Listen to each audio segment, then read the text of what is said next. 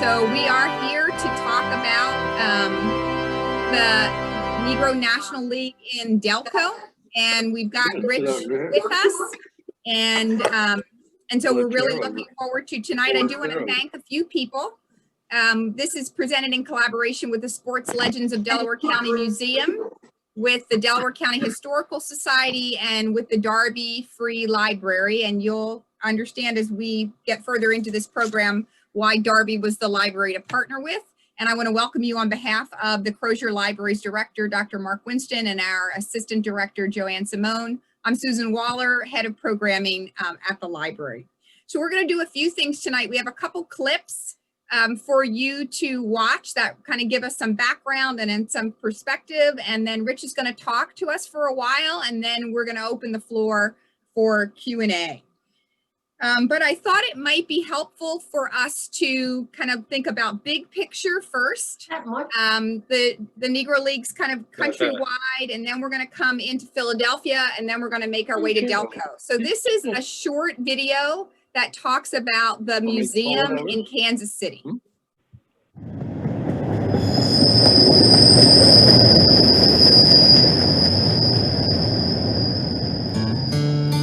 If you wanted to learn anything about our country's journey from the past and how we move forward together, Kansas City, Missouri would be a good place to start. It was the epicenter of Black life in Kansas City. Oh man, historic 18th and Vine. It was that cultural crossroads where Black baseball and great Black entertainment came together. We were just 2 decades into a tumultuous century when a group of businessmen met in this building on Paseo Boulevard. Inside this YMCA, a deal was done that would forever change the game of baseball. This is much bigger than the game of baseball. Baseball is a mere premise for this grandiose story. The sport that would become known as America's national pastime began as a game for a select few, namely white Americans. Out of a country's segregation came innovation and the birth of a league that African Americans could call their own. A lot of people are lamenting the fact that we don't see many African Americans playing the game today. But here's a time when not only did they play, they owned the teams. The fans were majority African American. It's a different time to come back and see that we were very much part of this game, almost from the beginning. The great thing about Negro Leagues is it brought tremendous source of pride in the African American community because it was something that was intrinsically yours. As a child, Bob Kendrick grew up listening to stories about his heroes, those on and off the baseball field. Even though mainstream may have missed out on some of these guys were big stars in the African American community. As president of the Negro League Baseball Museum, he believes that this is one story that everyone should know. They refused to accept the notion that they were unfit to share in the joys of America's so-called national pastime. And so very simply, you won't let me play with you, then I'll just create a league of my own.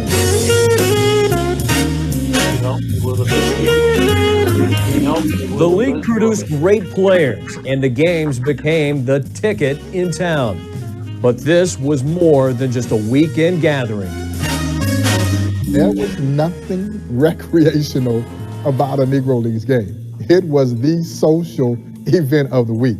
So yeah, you went to those games looking good. You didn't know who you were going to see there. You might be seated next to Lena Horne or Cab Calloway or Louis Armstrong, Count Basie, all the legendary jazz greats, the other entertainers who were also coming out to those ball games. And it created a vibrancy in the African American community that I'm not sure we've seen since the demise of the Negro League.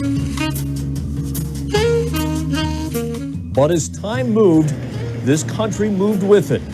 Healing and acceptance became key, moving forward from the ugliest of times when segregation was the norm. I've often heard people who were involved with the civil rights movement talk about the appreciation of struggle and how you have to be able to embrace struggle and accept it so that you can learn from the things that beat you down and hurt you so that you become out stronger. A lot of fans come here and they still view this story, even though they understand it was separate baseball. They view it in a vacuum away from what was happening in the civil rights movement. But these ball players were not immune to the things that were happening around them in the community and in the country. The museum makes the bold assertion that Robinson's signing to break baseball's color barrier wasn't just a part of the civil rights movement, that it actually signaled the beginning. What happened in this town should always be remembered. These are the players that stood tall Buck Leonard and are now the symbols. John Henry Pop Lloyd, Symbols of an era Oscar that Charles, taught all of us a lesson. William Judy A Johnson, lesson that should be learned and then passed on. Hall of Famer Ray Danzy. Some would say that, for example, the end of the Negro Leagues coincides with the decline of many urban areas, especially in Kansas City, and this area had fallen on very difficult times during that period of the 1970s and 1980s. But building the museums and bringing back at least the cultural aspects of that have helped bring this neighborhood back in a strong way. The story of the Negro Leagues could have only happened in America. And so even though it's anchored in the ugliness of American segregation, out of segregation came this wonderful story of triumph and conquest. What started in this building on Paseo Boulevard nearly a century ago is making its way full circle. The Negro League Baseball Museum stands today as monument not only to those great African Americans that played the game, but also to the testament of how this country handles history. For good or bad, telling the story of black and white and its journey in the country of red, white, and blue. It wasn't just a guy signing a contract to play baseball. It changed the dynamics of this country forever and for the better.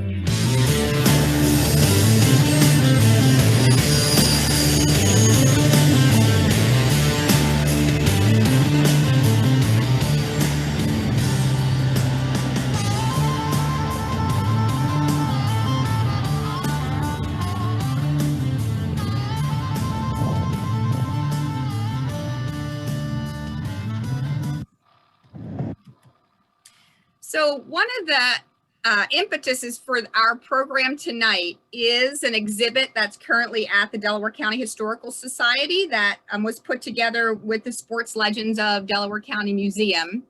And one of the pieces that's not on display there, but there's information about it, is this bronze bas-relief that was created by sculptor Jennifer Frudakis Petrie. And I actually have copies of this. So if anybody's interested in multiple copies of this and using it maybe as a teaching tool or sharing it, there are 18 significant personalities and events on this sculpture, which is currently now at Stockton University, hanging in their athletic department. And at the Sports Legends of Delaware County Museum, on their website is the legend for this, to use pun intended, to identify these 18 different personalities or events that are very important to the Negro League baseball history. I'm going to stop sharing right now, and I just want to take a couple minutes to tell you some of the resources that are available to you through Delaware County Libraries, just some of the variety of resources that we have about this topic. We've got a couple of really cool kids books. There's one about a woman in baseball's Negro League called Mamie on the Mound. And then this is a new book out called The Bat Boy and His Violin, which is just a really sweet story about a little boy whose dad is a manager of a losing team. And he brings his violin to the dugout and starts playing for the team, and that really helps them out. So there are a number of kids books about the Negro League that you might be interested in. At Chester, we have 2 DVDs one, Only the Ball Was White, and then, oops, I'm spatially impaired, Pride and Perseverance. So if there are some movies that you might want to check out, these are both documentaries. They're available. There are a series, quite a few biographies. Obviously tonight, Rich is going to talk about his new book about Biz Mackey, but we also have an autobiography written by Bill Reddy Cash, who was a catcher, and I love this title, Thou Shalt Not Steal is the title of his autobiography. And then there are two of many, here are two biographies, Queen of the Negro Leagues, Effa Manley and the New York Eagles.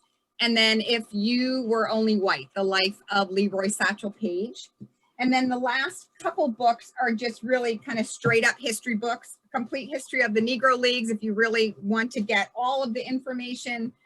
And then another one by Neil Lancelot, Negro League Baseball, The Rise and Ruin of a Black Institution.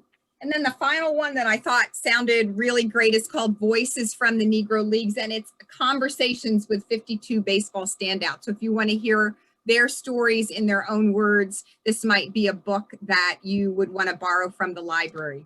And if you're not familiar with the Delaware County library system, you can borrow any book from any library in the county, get it delivered to the branch that's closest to you.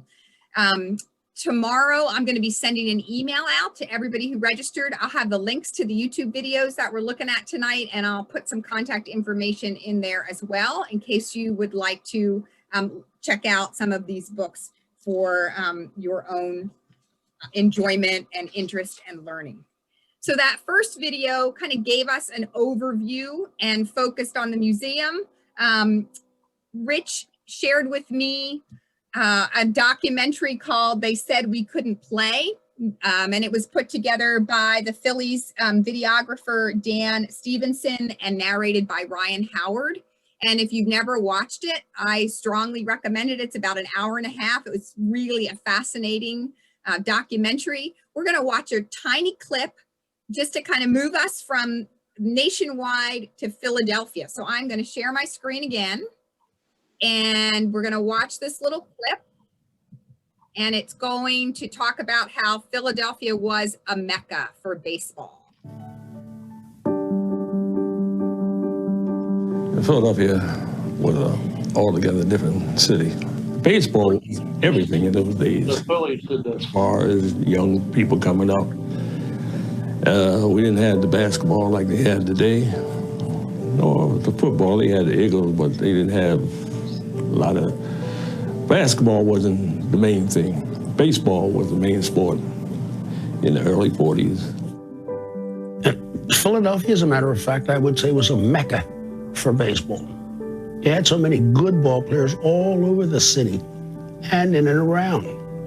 When I was growing up, born in 1936, baseball was king. The only thing that was bigger in sport, in my opinion, in America was boxing. I was playing semi-pro ball with the Manhattan Giants. We played independent baseball, which we played about 30 games from May until September. And Ed Gottlieb booked our games, and we played all around, way up in Kensington, Frankfurt. Sometimes we beat the teams in Frankfurt and have to run for the bus. Philadelphia has always been a city of neighborhoods. There was baseball everywhere. You had an industrial league here like GE and Westinghouse and Brills and Crown Court, and everybody had a baseball team. And that's how you met an awful lot of fellas, because you were playing. There were many ball players, and I'm speaking mostly of white baseball players, didn't go into the major leagues because they were making more money working here in the factories and playing 4 or 5 baseball games a week than going to some minor league someplace for $200, $250 a month. Well, in those days, baseball was it, and all the kids ran on the sandlot, so I guess I was over there at 10, 11 years old. And I always played with fellas that was older than myself. And I learned a lot in the sandlot. The Yankees had heard about this guy, Stanley Glenn. I was hitting so many home runs And at that time, believe it or not, we only had 11 high schools in the city of Philadelphia. And I think I had 16 home runs in 11 games. So he said, Art Fletcher comes down to Bartram High School to see about this guy, Glenn, that they've been reading about in the paper. And when they told Art Fletcher that I was black, he didn't even want to meet me or say hello. He turned around and went on back to New York. I was playing with the mainline league, and I played with Wayne in Wayne, Pennsylvania. We had a pretty strong league because they were all men also. We played a few games against Negro League teams when they was barnstorming. So they decided to sign me, or try to sign me, because I was only 17 and my parents had to agree. My father was for it, but my mother wasn't, because at that time in 1940, you know, we had a lot of problems in the South. She knew that a lot of the games would be played there. She was against me going below Washington because I was born in Philadelphia, and she knew I wasn't really used to that stuff, but my father convinced her. And that's really how I got the tryout. And, well, that's my story. So those players who are interviewed in this, in that documentary were all members of the Philadelphia Stars. And at one point, one of them says that they didn't want to ever travel south of Chester. That was the line. They felt comfortable there. And then they do talk about the struggles when they played down south. So national, Philadelphia being a Mecca, and the last clip we're going to watch before I turn the virtual floor over to Rich is about the Delco connection to the Negro National League. And this is a short video that was made by John Bosang, who was spearheaded the effort to get the historical marker at the Hilldale Stadium.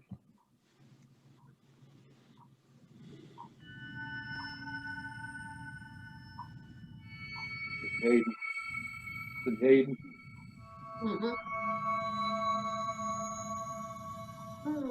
When I look out into this parking lot, I just don't see a place where an Acme used to stand.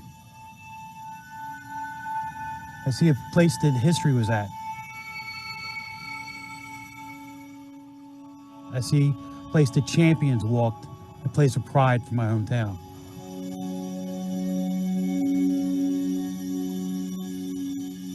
Hilldale Park in the Philadelphia area was the place to be. It was the Mecca for Negro League baseball. It's an historic marker that we had dedicated. My name is John Bosang, and I'm the project coordinator for the Hilldale Memorial. And it reads, the Hilldale Athletic Club, also known as the Darby Daisies. This baseball team, whose home was here at Hilldale Park. Well, it's important to remember these fellas because they couldn't play in the major leagues. The Major Leagues Baseball decided that they weren't going to hire and bring any blacks into the league. And yet these guys that played for this team could and did on several occasions play against white teams and beat them. And the 1925 Negro League World Series. The park was originally just a field, as everything was back then, because they weren't really expecting anything to come from the team. Owner Ed Bolden helped form the Eastern Color League. And then in 1917, they hired their first professional player. When they hired their first professional player, they saw the team going places. So they built stands. And it was just stands that I think it held like 300-400 people. And as the team progressed and the team actually started to make money, they started building and building, and the stadium went from holding about 300 to 400 people to, in the late 20s, held almost 8,000 people. It was a carnival. People wanted to come to this area. And actually, the trolley line that runs behind where the stadium used to be was actually put in to bring people to the stadium. This was a place to be. When people came to the games, they came wearing suits and hats. They wanted to be seen.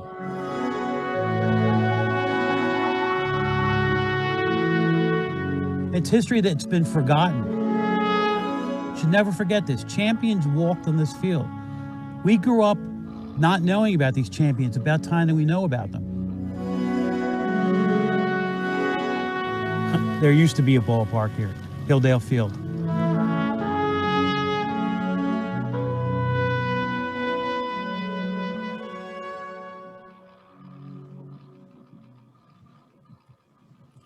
right, so it is a privilege and an honor for me to introduce Rich Westcott, and you might recognize that guy standing next to him. Rich is the author of 26, and this might be, I'm not sure if this is the 26th or 27th book. He's a newspaper and magazine writer and an editor for more than 40 years. He's written for publications throughout the country and has appeared in 10 film documentaries about baseball, including 6 produced by Major League Baseball. A former player and high school coach, he was the founding publisher of Phillies Report, a newspaper that covered the team for 14 years. Considered the area's leading authority on Phillies history, he is a past president of the Philadelphia Sports Writers Association and a longtime board member. He has been inducted into 4 halls of fame. A native Philadelphian, he has a bachelor's degree from Drexel University and a master's degree from Johns Hopkins University, and Rich resides in Springfield. So I'm going to stop sharing my screen, and I am going to turn the floor over to Rich to talk to us about the Negro National League in Delaware County. Okay, hi. Good to see everybody. I think I'll just start a little bit with some history of how baseball began in Philadelphia. There were African-American teams in Philadelphia dating all the way back to the Civil War. And after that, many more teams formed. And by the end of the 1800s, there were numerous black teams in the Philadelphia area, including the suburbs in Chester and Wilmington. And then in 1902, the first professional team was formed. It was called the Philadelphia Giants, and it played in Philadelphia. And in 1906, it won the championship of its league, which was the first professional league in Philadelphia, or Negro League sports. And they played considerable different locations. At one point, they played 3 games in one day. They played once in Elizabeth, New Jersey, and then that afternoon and night they played games in Brooklyn, New York. And so they were quite versatile and were all-around team. Later on, we had the Philadelphia Stars were formed in 1932, and in their first year in the professional league, they won the championship. And this was a team that played at Penmar Park. It was the 44th and Parkside. And if you go there today, there's an exhibit of the players and different things, the ballpark and so forth. And they played there. Sometimes they would have as many as 6,000 to 8,000 people at a game. Often they would have dances after the game and have dinner, and a band would play. And it was quite an exciting situation for many people who went there. The team was principally owned by Eddie Gottlieb, who was a sports legend himself, and one of the founders of the NBA and the first coach and later owner of the Philadelphia Warriors. I happened to do a book on Eddie Gottlieb a few years back, and he was quite a person. But he was the principal owner of the Philadelphia Stars, and the Stars lasted until 1952. And by that time, players were being signed by Major League Baseball. And I should say that while we're talking about players being signed, it's often been said that the Phillies were one of the more racist teams in Major League Baseball. And they've been accused of having not signed an African-American player until 1957, which was 11 years after Jackie Robinson was signed. And they were said to be the last National League team to do this. That story is incorrect. It is totally false, untrue. The Phillies actually began signing players, black players, in 1952. Their first one was a man named Ted Washington, who played for the Philadelphia Stars, was a very good player. They signed him. Unfortunately, he never played with the Phillies because he was drafted into the Korean War and was seriously hurt and could not play baseball again. However, the Phillies continued to sign black players. And in 1954, they signed a player named Chuck Randall, who lived in Glassboro, and he became the first black player ever to wear a Phillies uniform. He played through their minor league system, went to spring training with them one season and played in spring training games. In 1957, the Phillies finally signed a man named John Kennedy, who did become the first black player ever to play in a major league game for the Phillies, but he was not the first player signed. So the Phillies, I think over the years have been the result of some misinterpretation there. They were not the last team to sign a black player in Major League Baseball. While we're talking about the Phillies, since then they've had many great African-American players over the years, not the least of which is Dick Allen, who, as many of you know, should be in the Hall of Fame and is part of an effort to get him in there, which has been going on for several years now. But we all think that Dick should be in the Hall of Fame, should have been a while back. But when you look at some of the great Phillies players they had, one of the best, of course, was Ryan Howard. And I have a little quick story I want to tell you about Ryan Howard.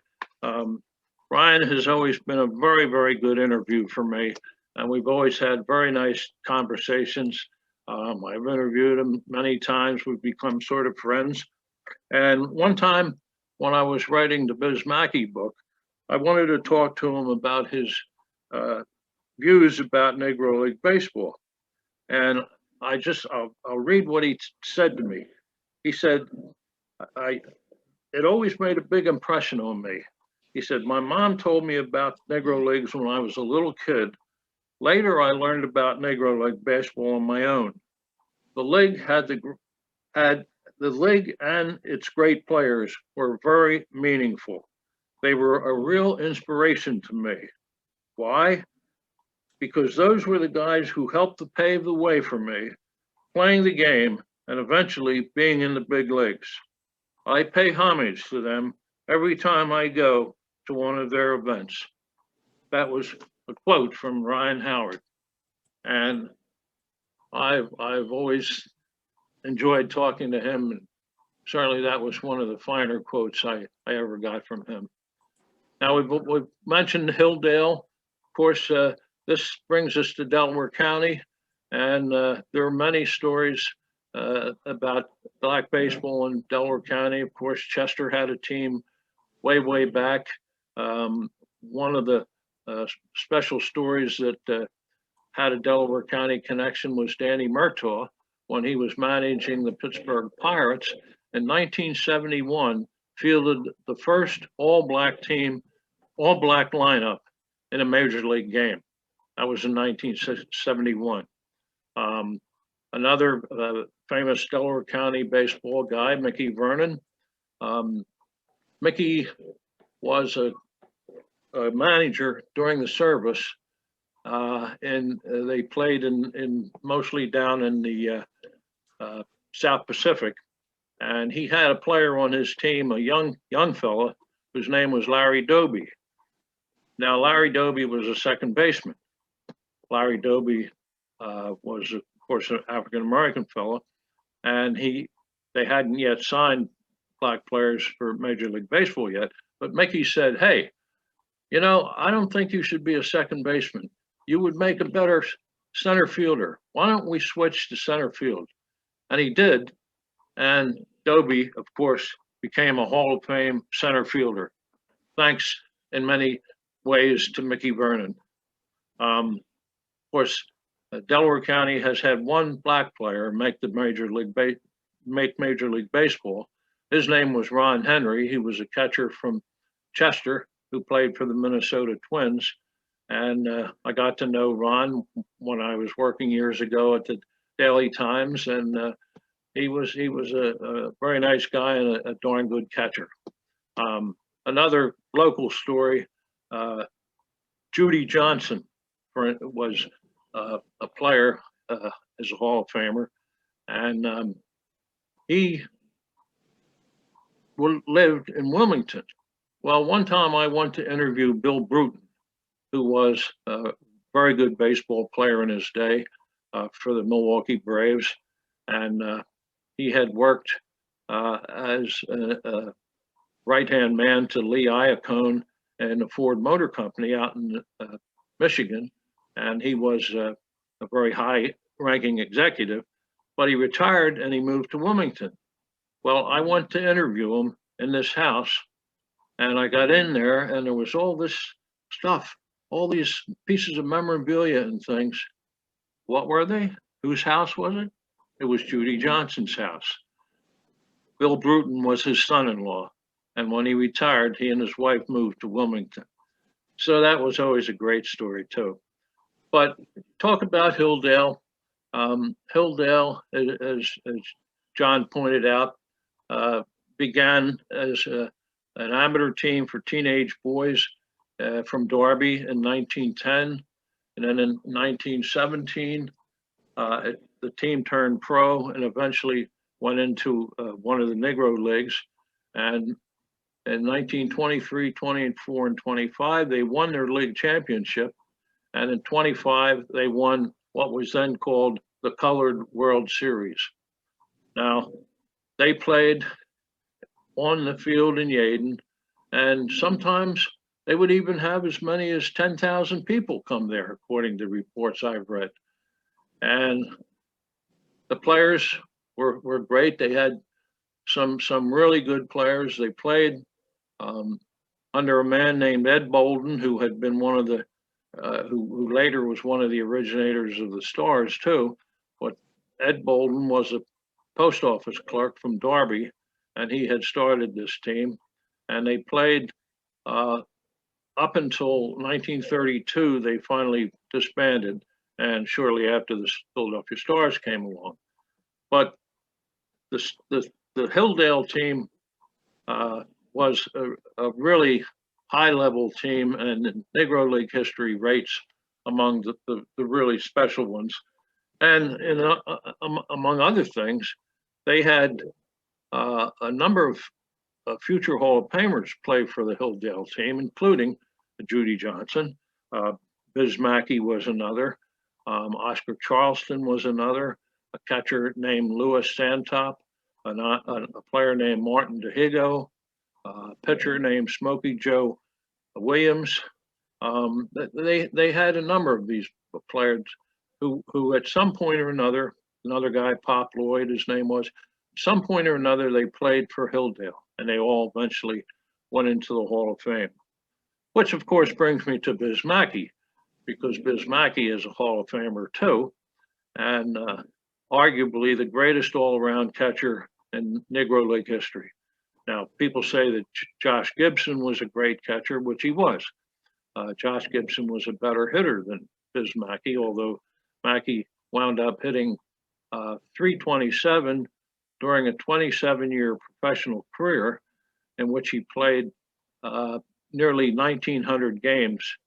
And Biz Mackey's main attribute, in addition to being a successful hitter, was he was a great catcher. He knew how to catch. He knew how to throw runners out. He could throw a runner out at second base from his knees. In fact, once in an exhibition game, he even from his knees threw a ball over the center field wall, which is absolutely incredible. You know, you can ask any catcher that. Now, when you go to rate catchers in baseball annals, you have Yogi Berra, Roy Campanella, Mickey Cochran, Bill Dickey, and Johnny Bench are usually regarded as the 5 greatest major league catchers. Well, this is just not just my opinion. Biz Mackey rates with that group. He's one of those. And as players say, there was nobody ever a better catcher. He knew how to call the pitches. He knew how to deal with the pitchers. He knew how to throw out base runners. He knew how to stop pitches that were going to be wild pitches. He could do everything. And the man was an absolutely fascinating story. And when I wrote the book, it was one of the hardest books I've ever written. I will say that, because the information is not very available, hard to get, and often not correct. But it was an extremely interesting book, and Mackey, the foreword for the book was written by no less than Monty Irvin, who was a player for Mackey when he was a manager. Well, Mackey actually was born in the San Antonio area in Texas. His parents were sharecroppers, and their parents were slaves. And Mackey, as a boy, played baseball constantly with his brothers when he wasn't picking crops. Eventually, he turned pro in 1918, and he played various teams until 1923. He came to Hilldale, and he couldn't catch right away because Louis Santop, future Hall of Famer, was their main catcher.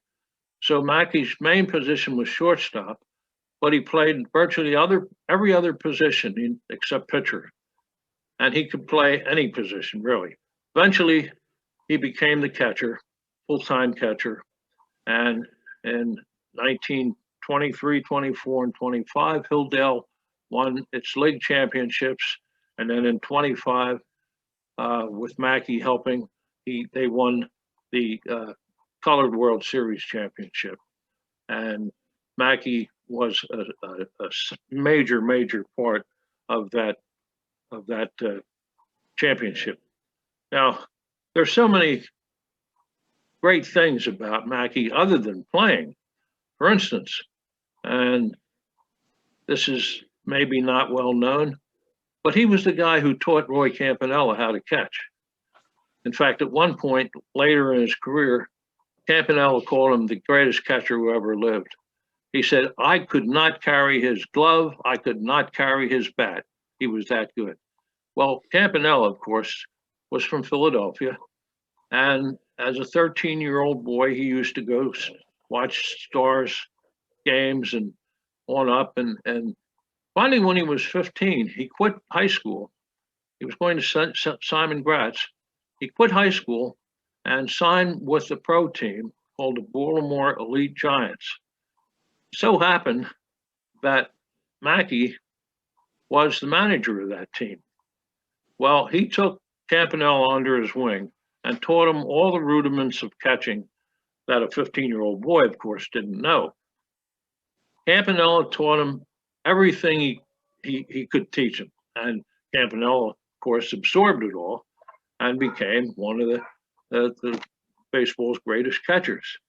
But one of the reasons, and Campanella for the rest of his life paid tribute to Mackey for teaching him how to be a catcher. Another great story of Mackey's connections. He was involved 3 different times with going to Japan with Negro League All-Star teams. And the first time was in 1927, and then he went in the early 30s 2 times. Well, Mackey, the Negro League players were really accepted by the Japanese folks because they were courteous, they were gracious, they were polite, they did not show off, they did not try to clobber the Japanese teams in games. Conversely, several times over the years, Major League Baseball teams had gone to Japan, which included, among others, Babe Ruth, Lou Gehrig, and so forth. And they would always make fun of the Japanese players. In fact, at one point during 6 games, the Major League Baseball team outscored the Japanese team in 6 games, 58-1. And they would make fun of the players. At one time, it was looking like it might rain, and Babe Ruth took an umbrella out and opened it up when he was playing out in the field. And Lou Gehrig wore galoshes when he played first base. But this was not true of the Negro League players. They were really became friendly with the Japanese players and the fans. And in itself, this really got baseball, the interest of baseball elevated in Japan, which at that point was only really a high school game. Some colleges played it, but it was no pro level. And along the way, Mackey became a friend, not politically, but a friend of Emperor Hirohito. Now, of course, this was well before Pearl Harbor, but it was largely because of Mackey, who interested Hirohito in the game of baseball, and that resulted in Hirohito's elevating the interest of baseball and pro baseball in particular in Japan. Mackey had a lot to do with this. Now, Mackey managed, after he played for 9 years, he managed, as I said, the Baltimore team and the Newark Eagles, which he managed to a championship in 1946. And Susan showed the book on Effa Manley, who with her husband owned that team. And actually, she was one of the heroic women in all of sports, actually, for what she did. And interestingly, she came from Germantown. She was a local girl. But Mackey played, when he managed, he had Dobie, as I mentioned. Monty Irvin was one of his players. Don Newcomb was one of his players. All of these guys went to the big leagues and became big stars. Mackey actually played for 27 years. He was playing until 1947 when he was still the manager, and he finally retired.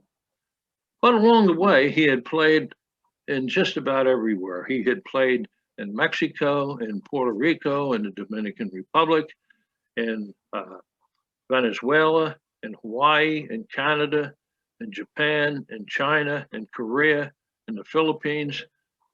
There were few places he hadn't played during his career. Well, when he finally retired, he moved to California, and there, having never had much money, in fact, one of his highest paychecks was $130 for 2 weeks.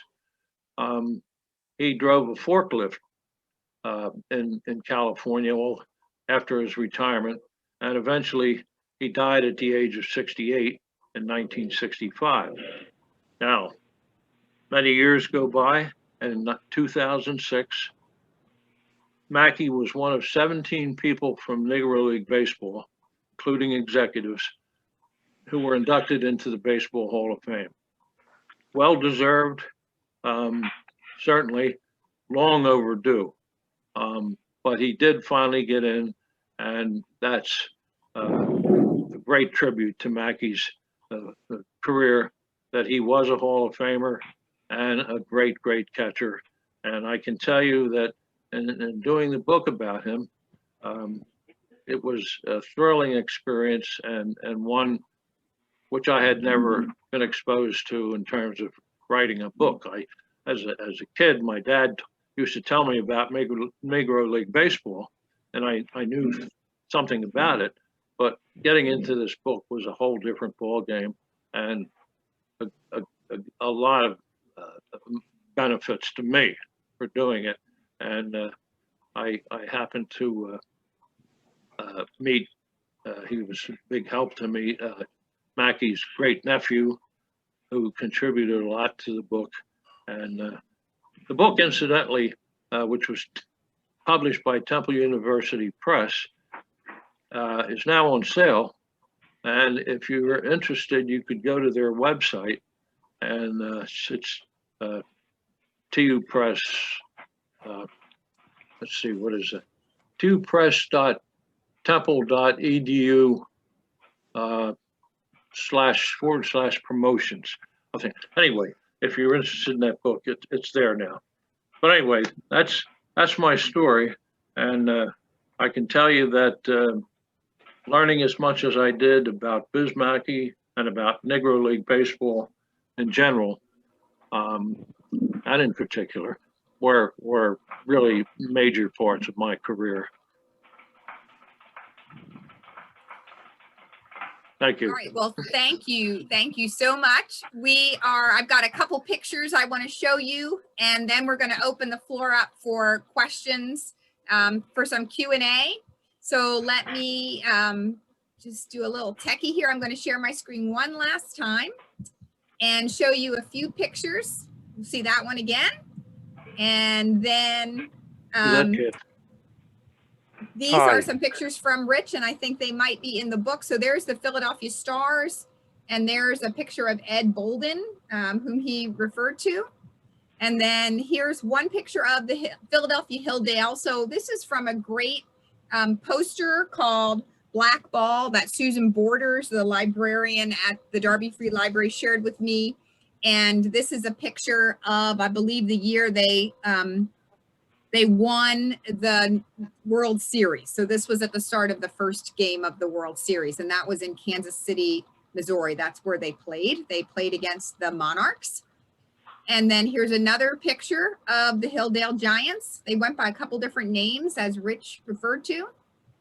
And there's Biz, and there's his career stats, which are pretty impressive. 900, almost 1,000 games he played in. And this is information from the book. And then there's a replica jersey of the team, the 1925 team, and a copy of the ticket to one of the games. The jersey is on display at the Delaware County Historical Society. You can't go in the building right now, but they do have some virtual tours of some of the displays that are currently, the exhibits that are currently there. So I thought we would end before our Q&A with one last clip from this documentary. They said we couldn't play the oral history of the Philadelphia Stars. So we're just going to end here, and then I'm going to open the floor to for some questions. I know of nothing that did more for America than baseball did. Not all the Supreme Court justices in the world, not anything in particular that you could think of. Baseball did more to bring America together than anything else in our realm of being. Now, how are you going to top that?